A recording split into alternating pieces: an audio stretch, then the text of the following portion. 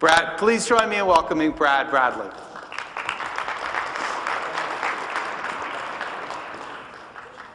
You didn't think it was going to take that long, did you? Thanks. All right, Brad, please have a seat. Here's some water for you. Our thanks to Fiserv for sponsoring this session, and congratulations. Thank you. On the Excellence Award, well deserved. What's your reflection after getting the award? Are you down from the high? I'm still very flattered about the whole thing. Very but no, it was very nice and terrific. Good, really appreciate good. it. We're very happy to do it. So I wanted to maybe just start, this should be a little bit of a reflection on your tenure. I think that's a fair thing for us to do. Sure. As I mentioned in my remarks, as CEO, you've been through quite a few credit cycles. What's your view on the current market? Let's start there. Sure. I mean, I think it was interesting when you brought up all the names of some of the oldie but goodies, poor guys that went out, but you can almost break it down into sort of, we look at it almost in a cyclical nature. And so we're probably in what we would look at as our third cycle. First cycle would have been in the early 90s, ended in the recession in 2000, 2001. Second cycle being the next 6 years, ending in 2007. We're in the third cycle. What's sort of interesting is today's cycle is probably most comparable to the first cycle. In the 90s, you had a lot of new companies going into subprime auto and all growing very fast and doing IPOs. And so the money behind those companies was IPO money. And then, we had the sort of fallout and a lot of companies went away.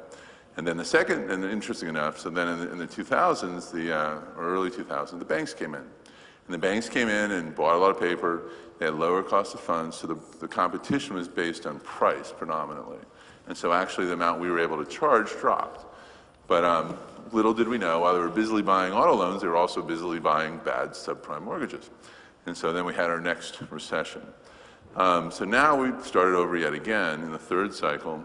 But what's interesting about this cycle is, as much as the companies are better run, because a lot of the management teams have been sort of formed over the years and have lots of experience, the money behind them is very similar to the first cycle in that it's PE hedge fund money. And so it's, again, people looking to grow and do things quickly. And so, it's, the banks aren't there, so we're actually able to charge a little bit more. But the competition's very much the same, but everybody's looking to kind of go quickly. Everybody's looking to get a critical mass, get very big, in many cases for the PE guys to go public. That may not have worked out quite as well, but that's really where we sit today. This cycle may come to an end somewhat soon, but again, right now it looks a lot like the first cycle where people have gotten some PE money and grown rather quickly. You've got such a deeper data set now. I was just in the session, in the non-prime session, with Scott France from Loan Portfolio Servicing. He was talking about the data and how there was an over-reliance on data leading up to the Great Recession. But the fact of the matter is you have it built in now. I mean, you've got it baked in. It wasn't the case in the 90s, that's for sure. Of course. So what sort of the bottom line implications of that? Well, I agree with you. The data today is far better than certainly the first time around. The problem you have is everybody's trying to find their niche. And so people take their models and there's no one will say, I don't have a model. They all have a scorecard, they all have a model. But they're all different and they're all created by them, they've all created them themselves. And the problem is, it's very hard to tell how a model works before you buy a bunch of paper and then you wait 18 months to see how it performs. Right. So to the extent that your model's a little off, your data's not quite right, or maybe your controls aren't quite right, you could buy a whole lot of paper that doesn't work, even though you had all the data that sort of should have told you it would. And so, you probably see some of that today where you just think, well, if we tweak this just a little bit, it won't make that big a difference. Then you find out later it really did. And certainly the customers can be different too, but by and large, even though you have the good data, there's still overlying rules that you should follow.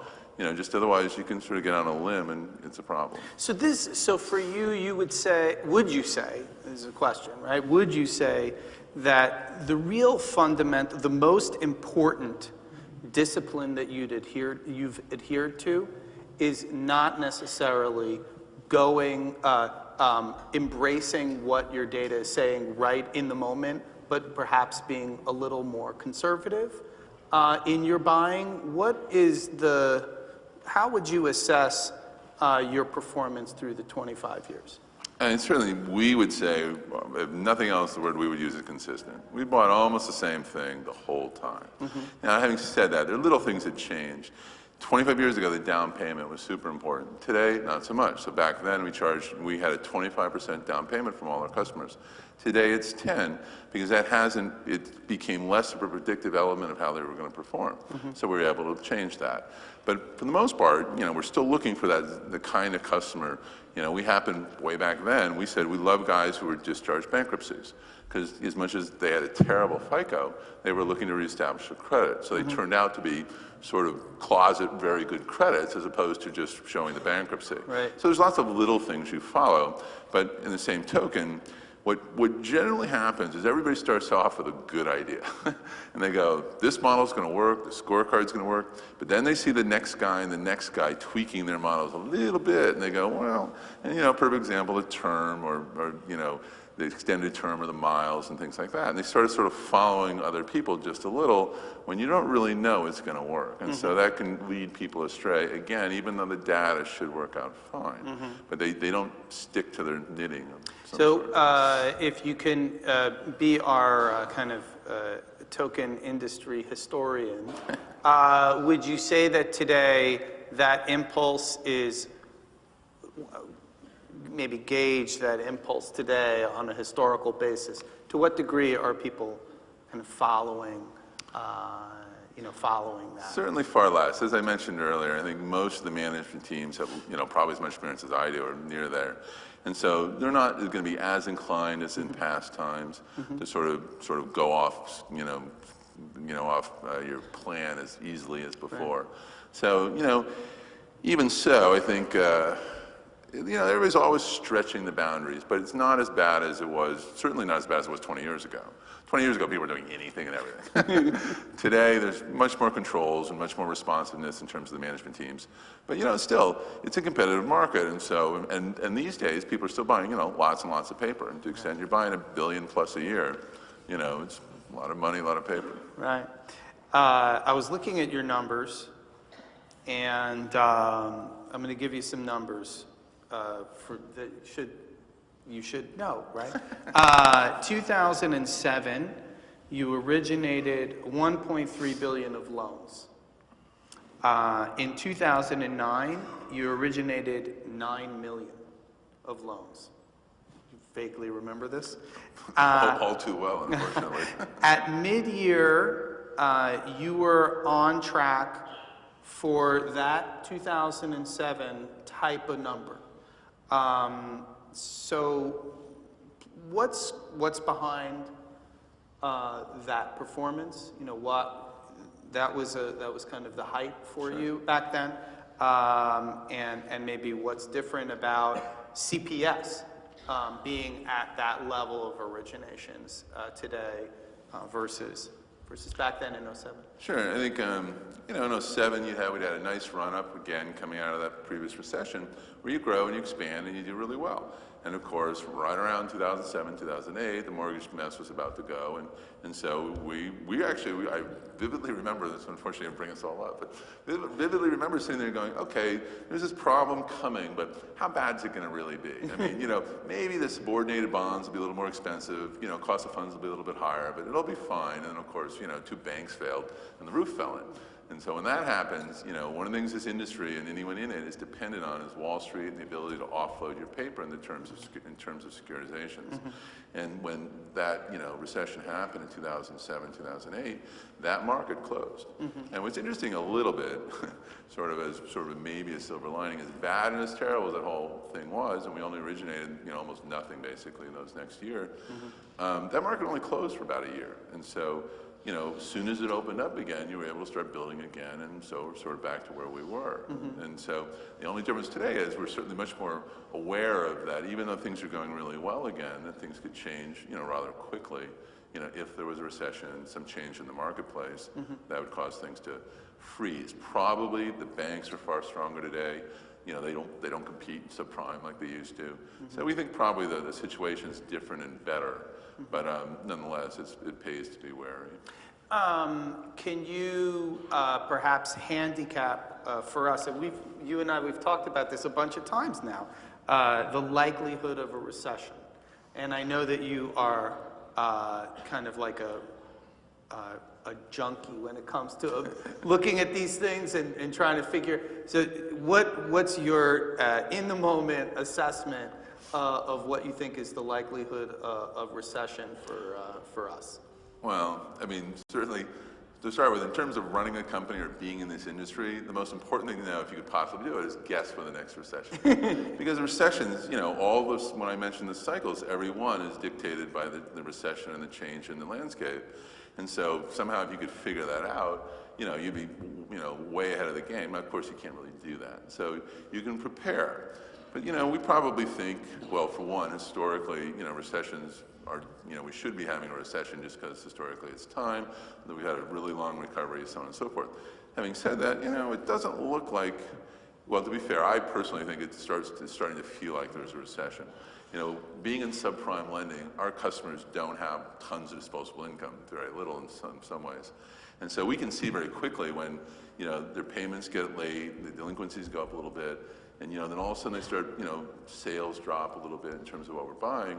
And so those kind of things are poking around where you might think, we're getting closer to a recession. Having said that, is it going to be tomorrow? Probably not. Is it going to be, if I took the over-under on 18 months, I might take the under.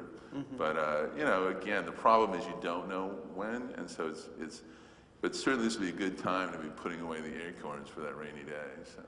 So within the context of that, you have funding today, I believe, of around $300 million across 3 different facilities. To what degree are you satisfied with that funding? Again, considering '07 and so on, to what degree are you satisfied with that funding, and to what degree are you maybe working to diversify it or expand it or something along those lines? I mean, sort of going backwards, we're very satisfied with it, but it's actually a great question because the last recession pointed out how important that area was. Because in 2007, we and almost everyone else had 364-day lines, so just under a year.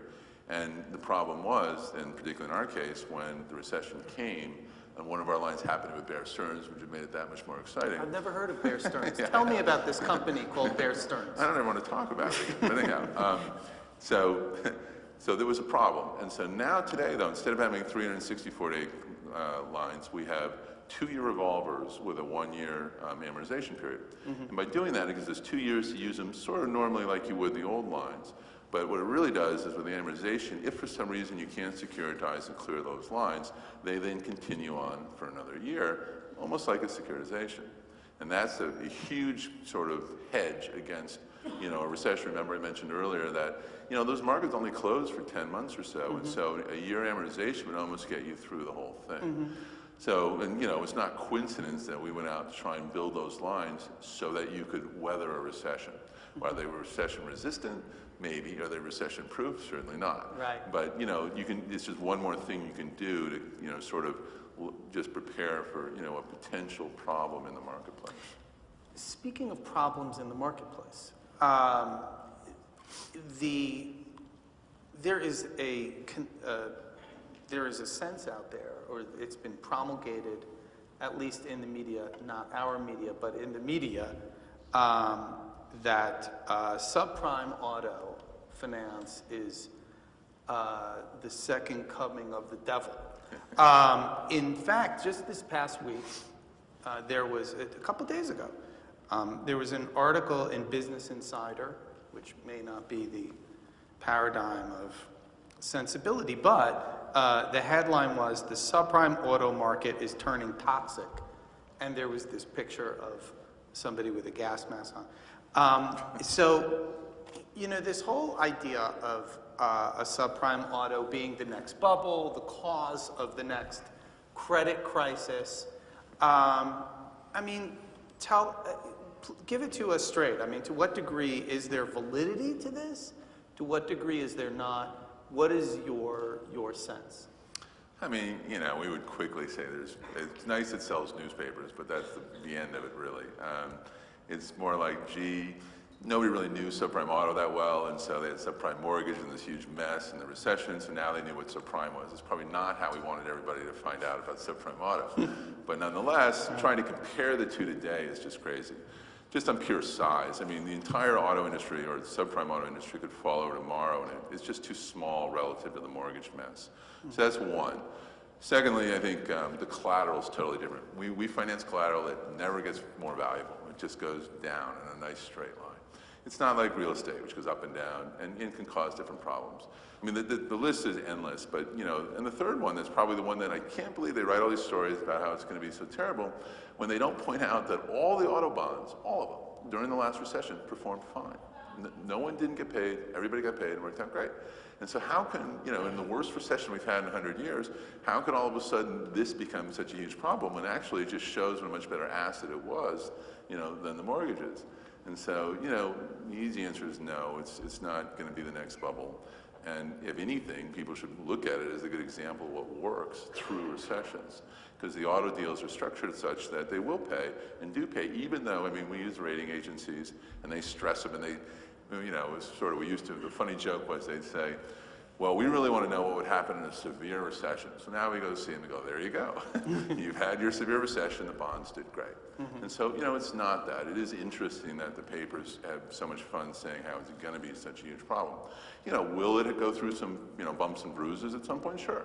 But is it going to be this total meltdown? And almost, there's no real rationale for why it would, other than using the word subprime and comparing it to mortgage. I mean, you can't come up with I mean, there was no theory for the mortgage meltdown to the degree that we saw at that time. If you were paying attention. Well, there were a couple of guys who, you know, who Brad Pitt played, but whatever, other than that, you know, I mean, it was difficult. But they originated a product, they sold it, they got their money up front, and they kept moving down the road.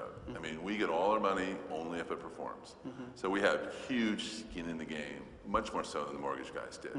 So, you know, there's, like I said, the differences are numerous, but even so, then they put all these structures together and sold them on Wall Street that didn't perform at all under stress, whereas all the auto ones did.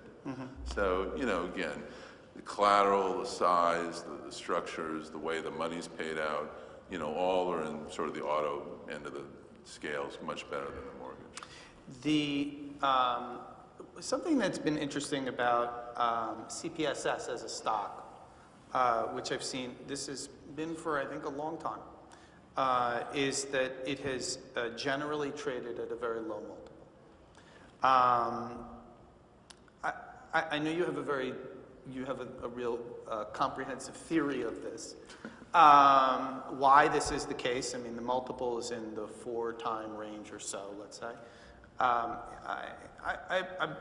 You know, from that, share with us perhaps your perspective on this, and then also maybe, you know, I know there's some interesting ramifications for that.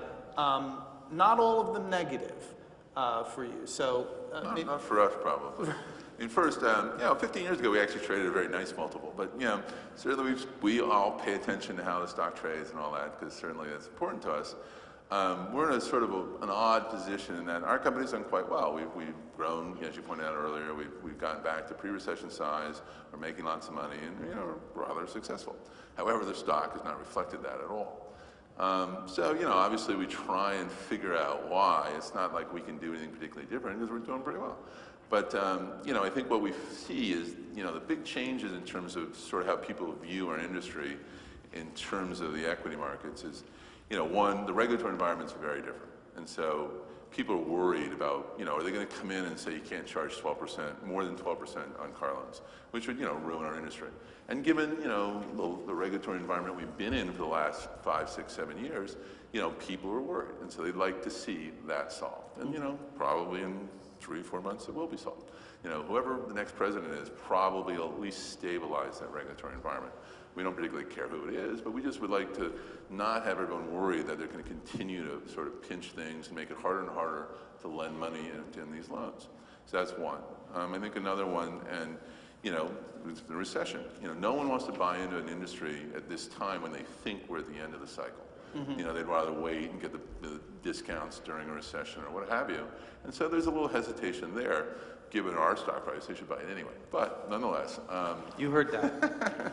But no, instead they're worried about when's the recession. I don't want to buy into this market right before a recession hits and look like I overpaid. And so they would like to see, you know, we would like to see that happen as well.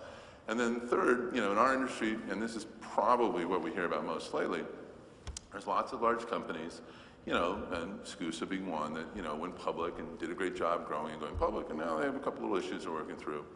And, you know, other companies that got real big and wanted to go public and haven't. And so there's a lot of question about what's our industry doing, or, you know, is there going to be a big problem in the industry, or is this all going to work itself out? You know, I personally think it'll all work out just fine.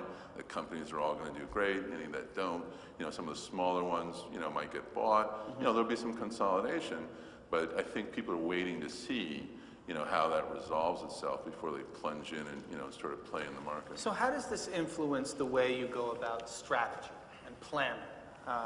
How do, you know, if you're trading at this kind of multiple?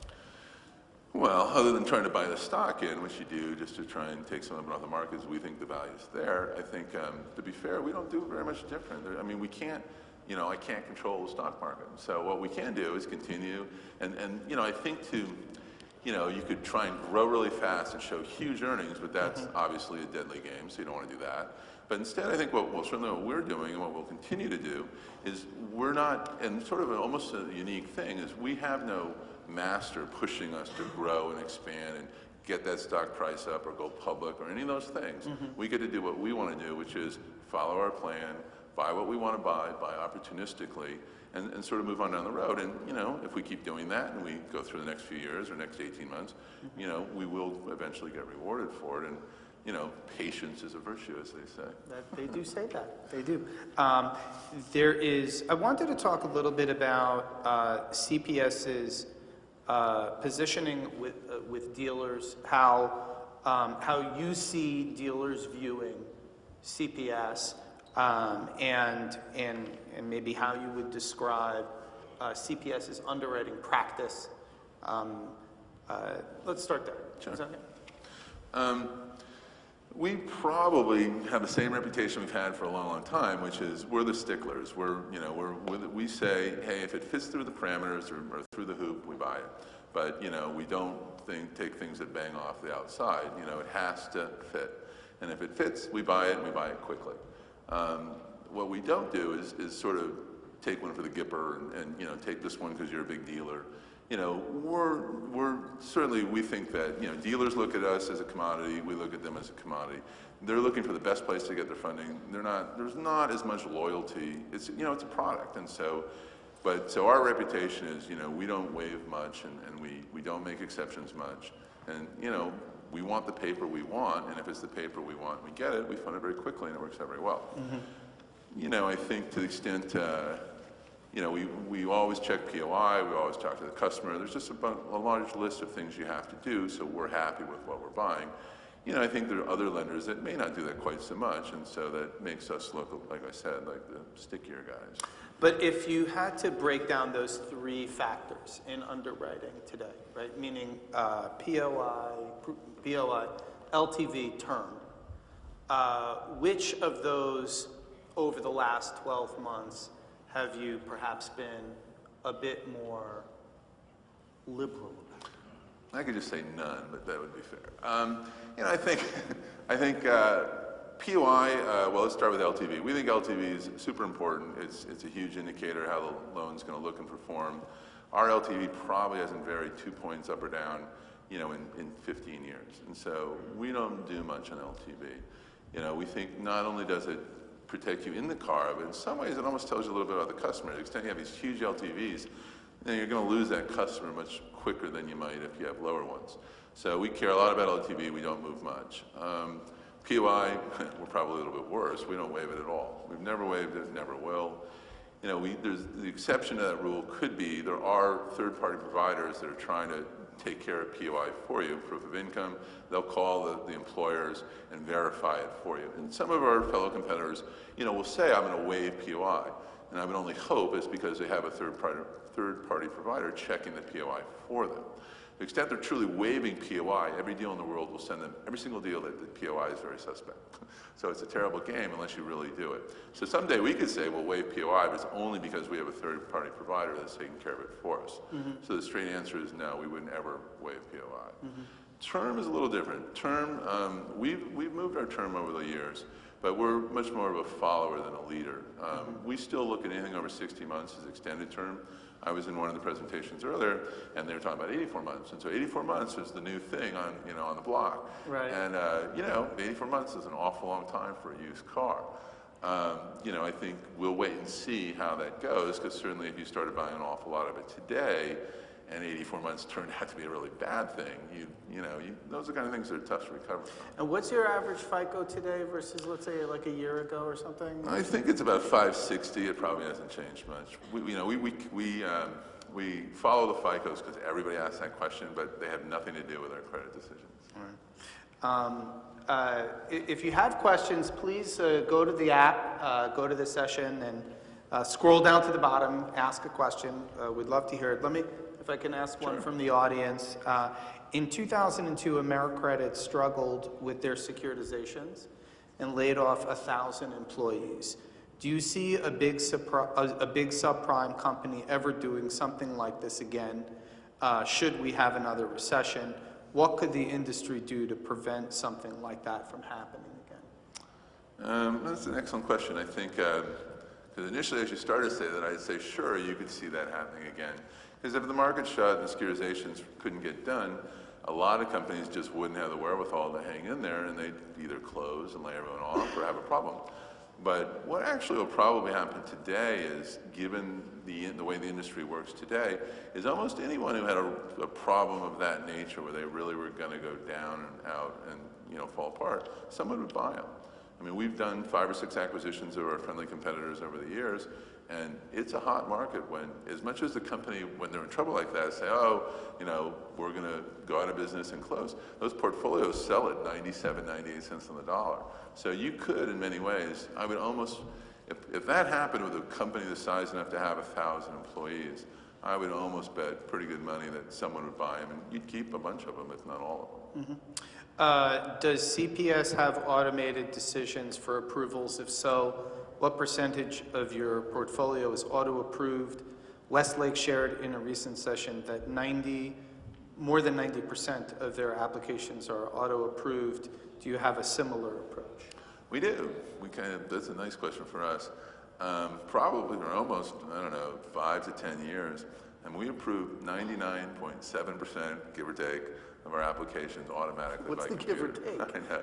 I mean, maybe it goes down to 99.2, but it's well over 99 always. So all computer driven, and we give responses on those applications in 2 seconds, on average. This is a question about direct subprime lending. So I was going to ask you about that. So you started your direct lending program in April of 2015, and your goal at that point was 125 loans per month.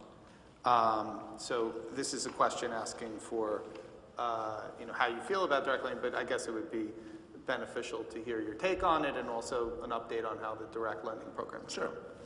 I think we did start direct last year, and first it's important to point out, it appears, and certainly over the history, that direct lending actually performs better than indirect. And you're getting, I think it's because you're sort of qualifying the customer yourself rather than buying off the dealer, and so the paper performs better as a direct loan.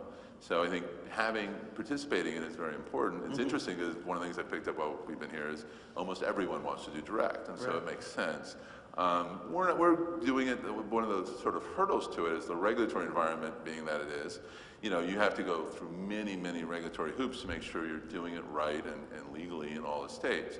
And so it took us at least a year or two just to get through that part. We're doing around 80 to 100 loans a month. We might have like a $10 million portfolio, so it's really nothing yet. But once you get going, you can really sort of expand it.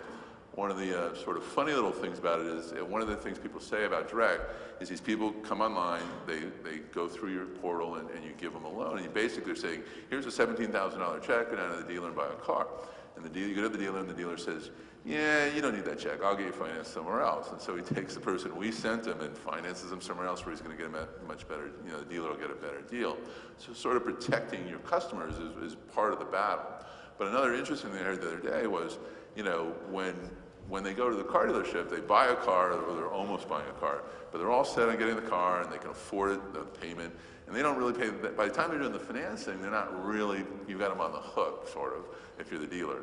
And they don't notice it when they come to the portal, they see that they're going to get 17% APR or 18% APR, and they're a little bit of sticker shock in reverse, in terms of going, wow, I must be better than that, or something. But, it's an interesting sort of flip on the way it actually works.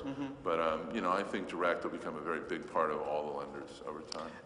You said in your 2Q earnings call, you said, today it is all mobile devices.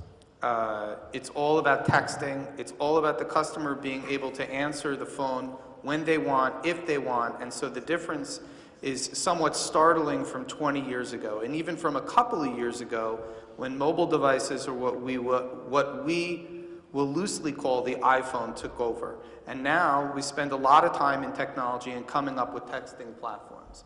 So to what degree does the direct lending business play into your worldview on digital channels? I think there's sort of apples and oranges, because in terms of direct lending, they're going to get online, they're going to go to different places and either go straight to your place or get directed to your place. And so, in terms of the sort of the quote from the texting, that's a collection thing that's really changed. That's probably the biggest change in the last couple of years, because, as I said, I don't know, 20 years ago, you called them, the phone rang in their house, nailed to the wall, and they didn't know who it was. So it's a very different thing than today, when they know exactly who it is, and they're carrying around an iPhone, so you don't even know where they are. And so we've had to adapt a bit, and what's interesting is you sort of thought, they just don't want to answer the phone. But what they want to do is they want to do it when they want to do it. And so you see people walking around the entire place, today and every day on their phones, looking at their phones. And so you almost have to learn to make that work for what we do, and we have. And so texting them, because you almost think they're avoiding you, but really they want to do it at their convenience, not at your convenience. So to the extent you're calling them, they don't want to talk to you right now. So you have to sort of make it more convenient for them, and texting does that. And so we also offer an online app. They can use the app to make their payments. And shockingly, the results have been great, because like I said, the premises are avoiding you. Right. When you just give them some other ways to go, they actually take advantage of them, and it works very well. But it's a very different fundamental thing, because it used to be you need to call them a lot to get them to pay. So there are a couple of questions about what's your projected loss ratio for 2016. What are the default rates? So how does what are they, and how have they been influenced perhaps by texting? I think there's two things that, I think the regulatory environment, had something to do with it in terms of the way you collected. And so, our losses are going to be a little bit higher than they normally would be, but they're normalizing. I think our annualized loss might be, 8% this year or something, maybe a little bit higher. Defaults are running, 20 or something like that. But, they're in line with what we think they should be, but we actually think we can improve as we get the texting platform working full speed. And sort of, we're still, I think everyone is still adapting a little bit to the regulatory environment and how you can collect. And what is that? What's your projected? It's probably 8 for the losses. It's not off what we usually do. Thank you. A final question. So if you were to sit down with a young auto finance CEO who was about to embark on a similar 25-year journey to yours, what advice would you give him or her? Run away. No, in all seriousness, probably some of the things that have been most important to learn from me over those 25 years, I think stick to your plan is a good place to start. You know, you set out to do something and do it. Don't be influenced by what the other folks are doing, how fast they're doing, you know, growing and such. You know, stick to the plan, be opportunistic. When you can grow a lot, grow. And when you can't, don't push it. Because if you veer off of that plan, you get in trouble. I think, and the second one is probably one that I wish I'd paid attention 25 years ago, is capital is your friend. And so when you have the opportunity to raise capital, do it. Even if you don't need it, this is a massively cash-intensive business. You could have $1 billion in cash, and if you're growing and moving, it won't last you much more than a year or two. And so, you know, it just needs lots of cash. And so the other piece, you know, I'd say is, if you can raise cash, raise it when you don't need it, if it's at a good rate, because you're going to need it eventually one way or another. And I think, you know, the third thing, and again, from experience, you know, in 2007, I thought we'd done everything right. And then, you know, it was one of the worst problems we ever had 18 months later. And so, you know, I think the last piece of advice I'd give them is, you know, just always be prepared for a rainy day or a problem. Never think it's going to work perfectly for very long. And if it does, great. But if it doesn't, you'll be ready, and a lot of other people won't. So there you go. Thanks, Fred. Yeah. Thanks. Thank you. All right.